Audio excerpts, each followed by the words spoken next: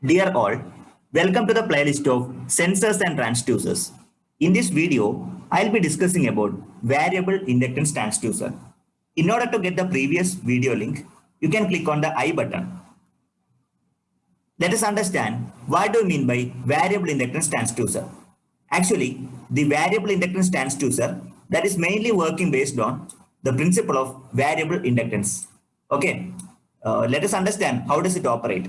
A variable inductance transducers work based on change in the magnetic characteristics of an electrical circuit in response to the measure and which may be mechanical quantities such as displacement, velocity, acceleration, etc. Actually, there are two types of variable inductance transducer. First one is self-generating type and another one is the passive type. You have to take care of this particular point which I have underlined. That means change in the magnetic characteristics of electric circuit.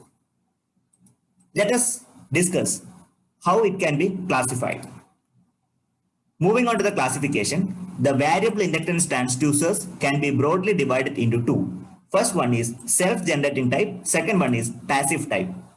You can subdivide generating type, self-generating type variable inductance transducers into three categories such as electromagnetic type, electrodynamic type, and eddy current type.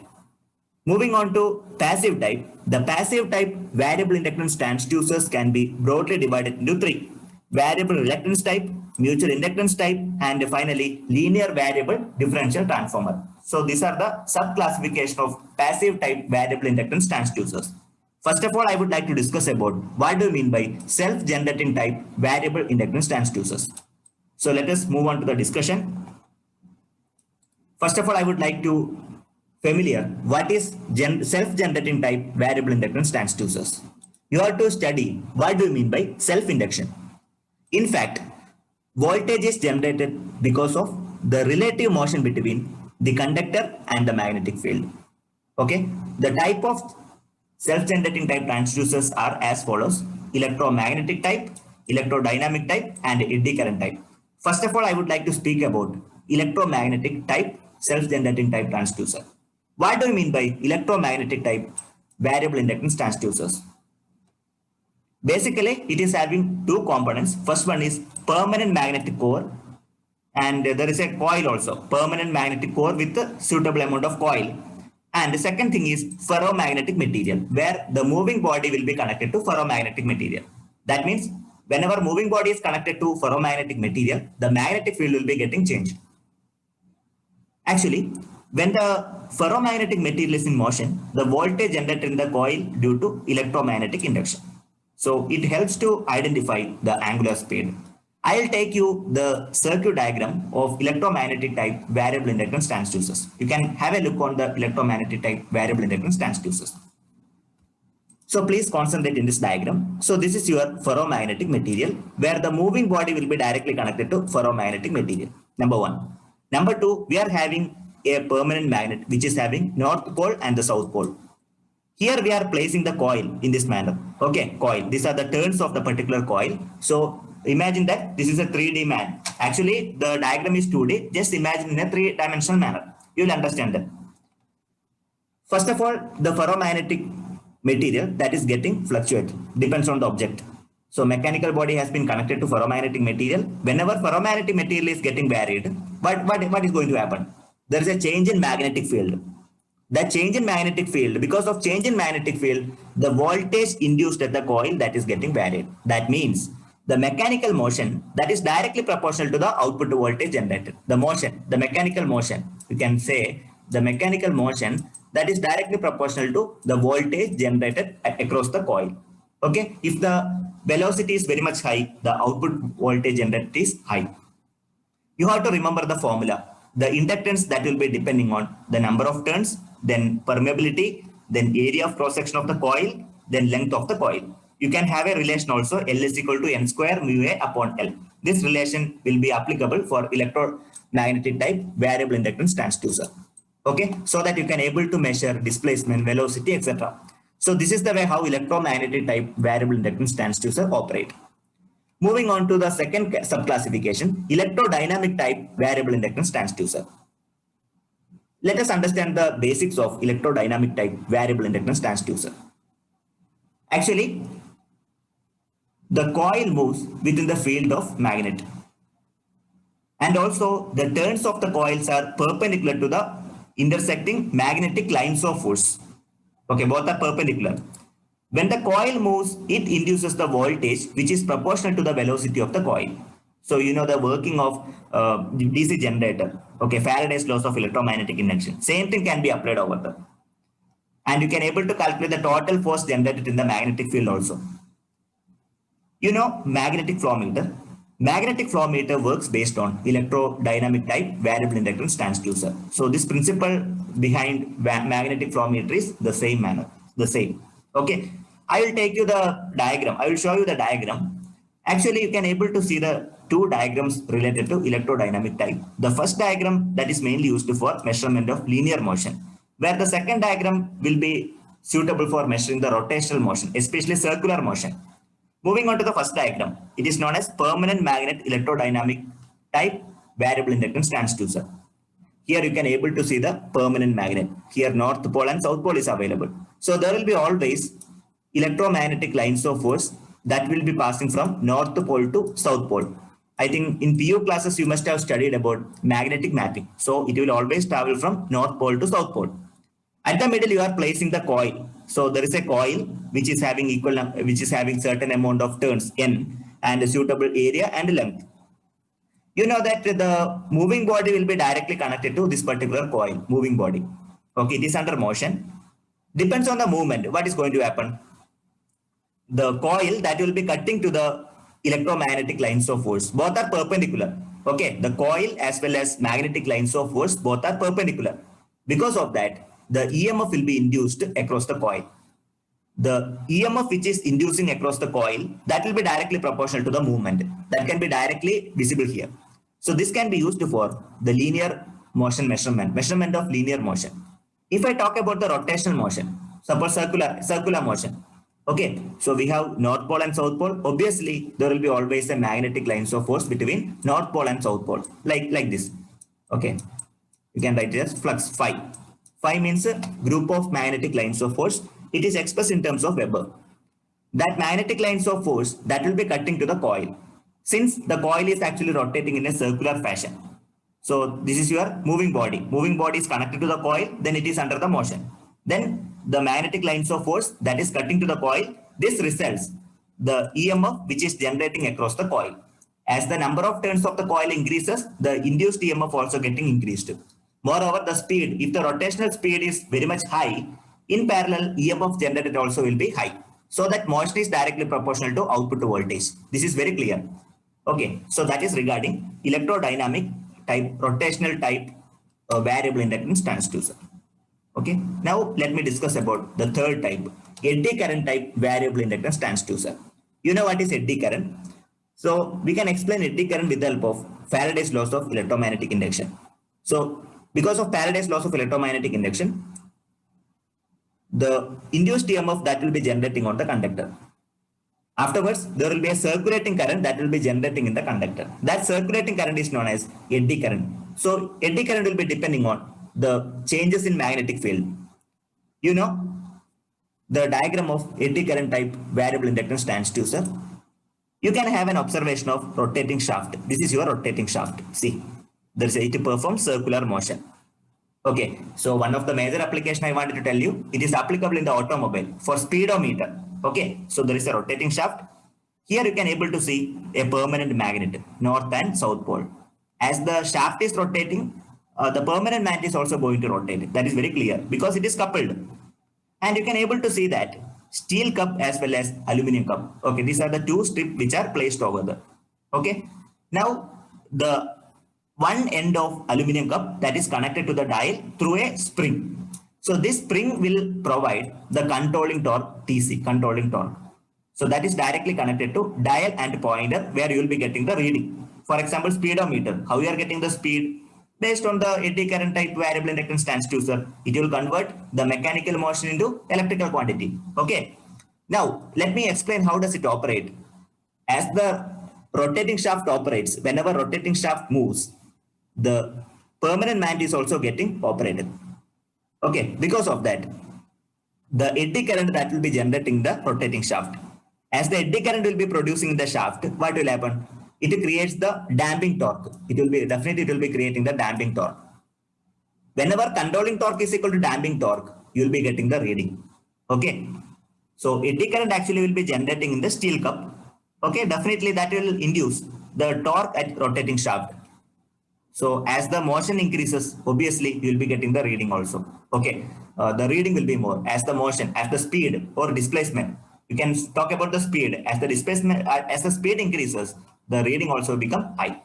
So how you are measuring that your car is running the 120 kmph or 80 kmph? So same principle. Okay, so here in that automobile, you can able to use the variable inductance type eddy current type transducer. So that is one of the practical application. Same thing I have written on the PPT also. We can go through that. Shaft rotates a permanent magnet. This induces eddy current on the disc. That is very true.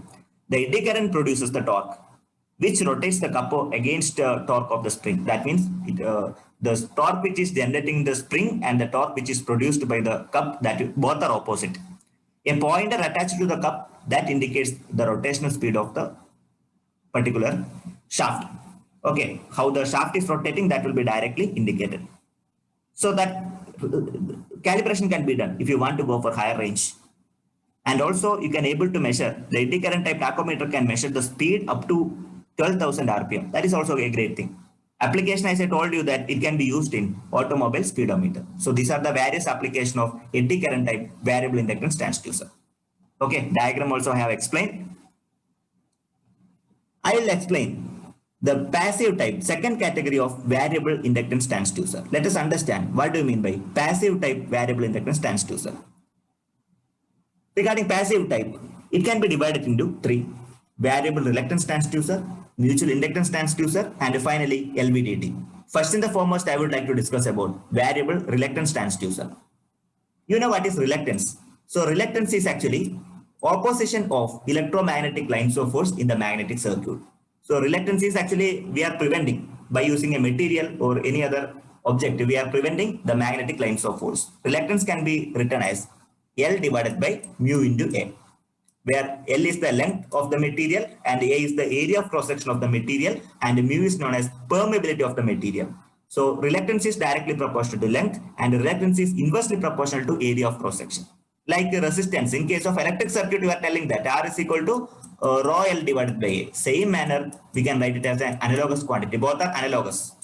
Resistance in electrical quantity, reluctance in a magnetic circuit. Okay, resistance is belong to electrical circuit, where reluctance is belong to magnetic circuit. That differences you must have learned in basic electrical engineering.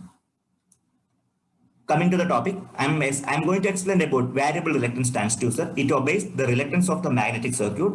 So changes in the inductance is proportional to changes in the mechanical input.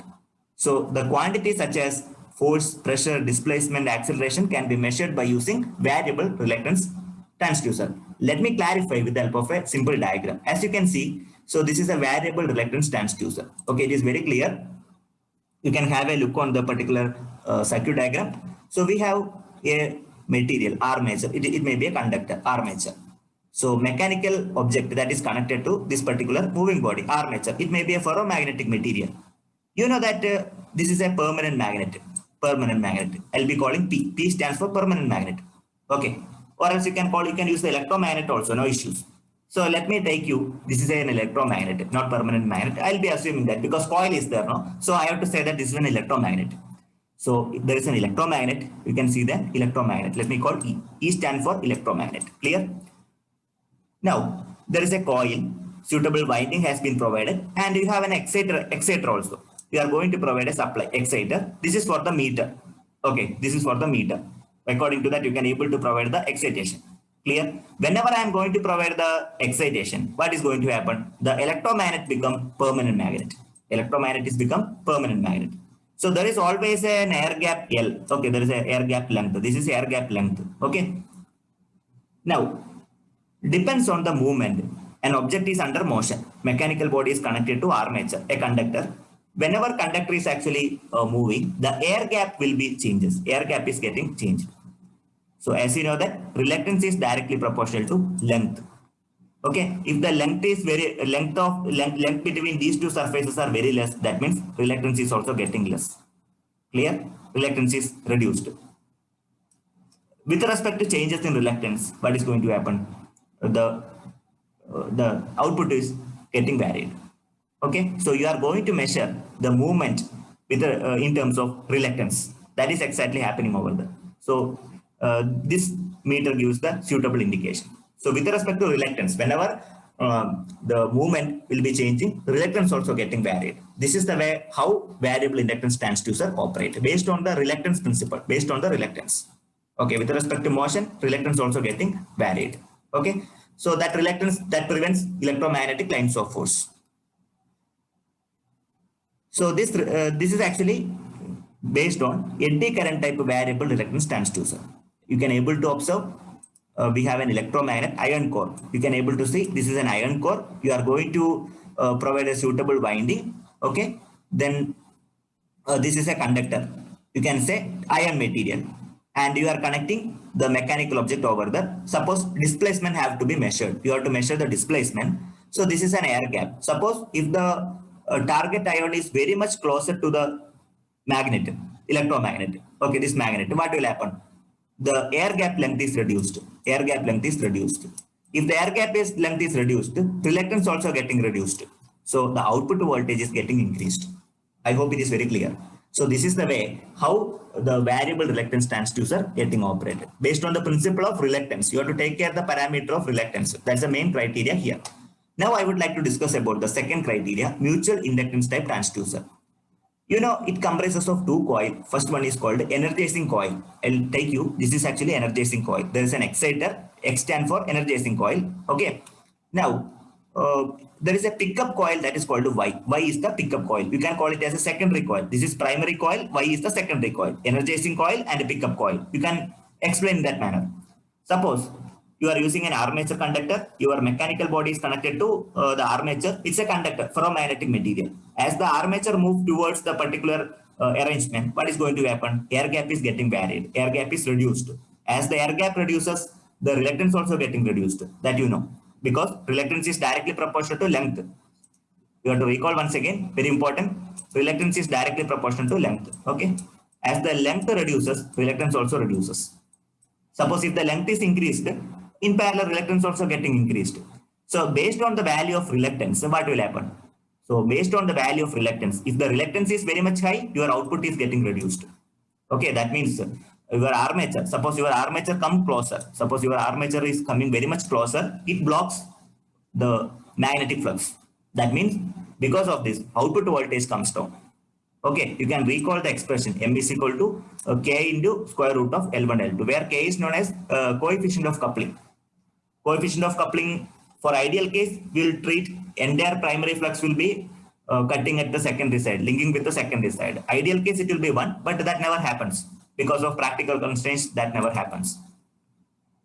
Okay, this you have to record so that you can able to measure the mutual inductance transducer.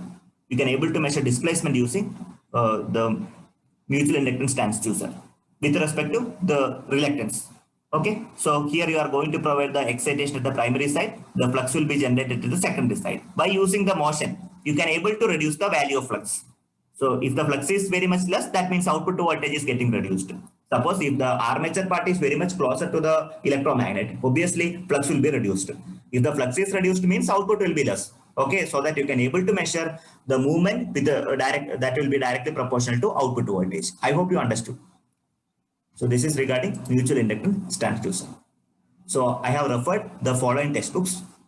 Okay, I have gathered the information from the following textbooks and also from some website. Okay, in the coming session, I'll be discussing about LVDT, one of the very, very important topic, linear variable differential transformer. You can call transducer also, LVDT. Okay, linear variable differential transformer or transducer. Okay. So why I kept separately? Because that is very much important for automation. If you are going for a course for PLC and SCADA, that will be really useful. That's why I have kept the session separately. So we'll discuss the concept of LVDT in the upcoming session. Finally, thank you very much for watching this video. If you are having any queries, please do put them in the comment box.